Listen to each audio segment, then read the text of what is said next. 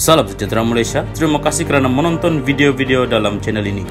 Sebelum kita mula, jangan lupa untuk tekan tombol subscribe, share, like dan komen. Let's go! Salam sejahtera dan salam perpaduan. Berita seterusnya, Ahli Bersatu didakwa disiasat bawa akta hasutan.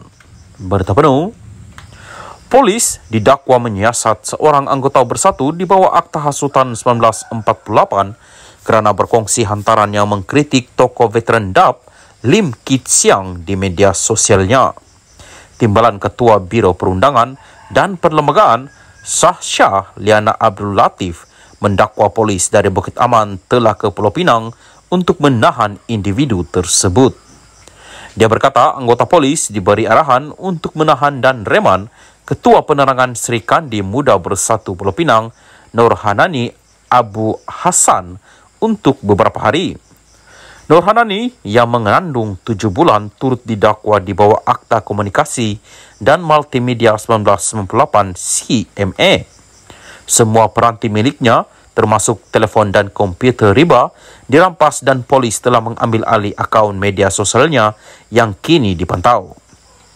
Polis beritahu Nur Hanani yang mereka sedang mencari beberapa lagi berkaitan siasatan mereka, kata Syah dalam kenyataannya. Ketika dihubungi, Syah berkata seorang lagi anggota Sri Kandi Muda Bersatu di Besut, Terengganu turut disiasat di bawah akta hasutan kerana berkongsi hantaran yang mengkritik Lim. Dia bagaimanapun tidak dapat mengesahkan jika ia melibatkan hantaran yang sama. Malaysia kini telah menghubungi Bukit Aman untuk mendapatkan pengesahan berkenaan perkara ini. Banyak pertubuhan hak asasi manusia sebelum ini mendakwa Akta Hasutan 1948 dan CMA digunakan untuk menyekat kebebasan bersuara. Syah mendakwa siasatan terhadap Nur Hanani di bawah kerajaan adalah tindakan hipokrit. Sepanjang PH menjadi pembangkang, kerajaan ketika itu sering dikritik kerana guna akta hasutan terhadap seteru dan orang awam dengan menggesa agar akta itu dimansu. Ketika PH jadi kerajaan pada 2018, Timbalan Pengurus SIDAP Gobind Singh Deo menggesa agar akta itu dimansukan, memandangkan ia merupakan pendirian parti itu.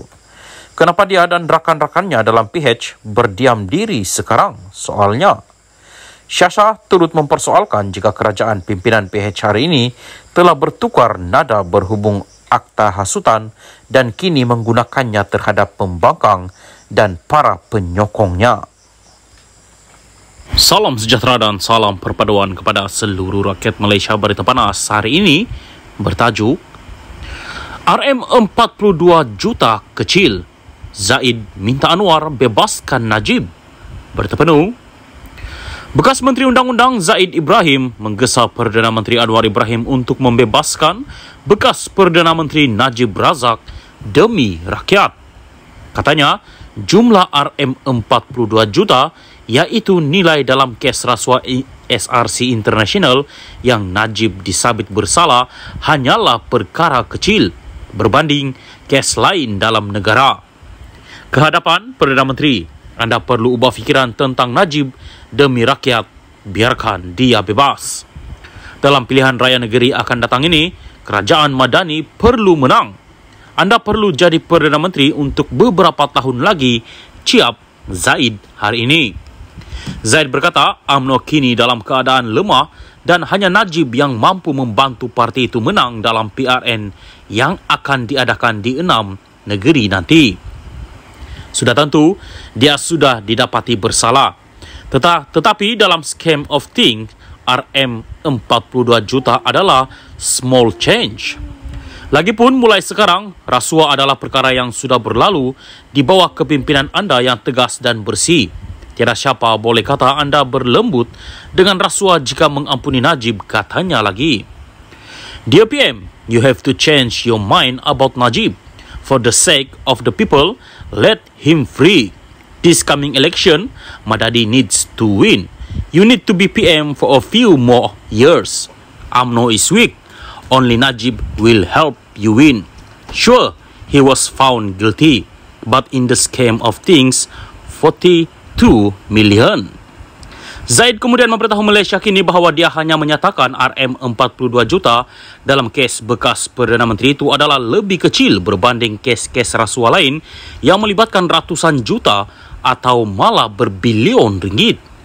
Najib kini menjalani hukuman penjara 12 tahun dan denda RM210 juta berikutan tuduhan rasuah terhadapnya dalam kes SRC International berjumlah RM42 juta ringgit.